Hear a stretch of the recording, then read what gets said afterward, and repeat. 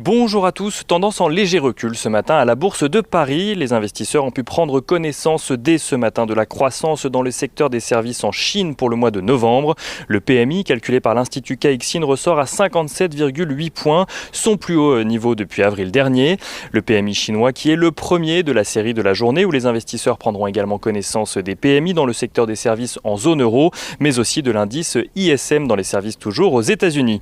Aux États-Unis d'ailleurs, les investisseurs ont également pris connaissance du livre beige de la Fed qui servira de base à la prochaine réunion de politique monétaire de la Réserve fédérale américaine. Donc, celui-ci fait état d'une croissance modeste ou modérée dans la plupart des États, avec même 4 États où la croissance est très faible voire nulle. Un argument de plus pour le vote d'un plan de relance alors que les responsables démocrates ont appelé hier à la reprise immédiate des négociations sur la base du dernier plan proposé à 908 milliards de dollars, plan qui avait été rejeté par le leader républicain au Sénat. En France, la dernière estimation de l'INSEE anticipe une contraction de 9% du PIB sur 2020, avec notamment un recul de 4,5% au dernier trimestre.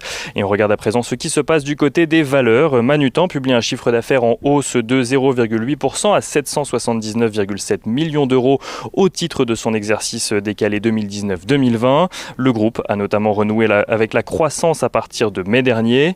Et au sein du CAC 40, après Saint-Gobain, Orange compte lui aussi distribuer un dividende à ses actionnaires cette année. Il compte utiliser une partie des 2 milliards d'euros perçus suite à un litige fiscal pour verser 20 centimes d'euros par action à ses actionnaires en 2021.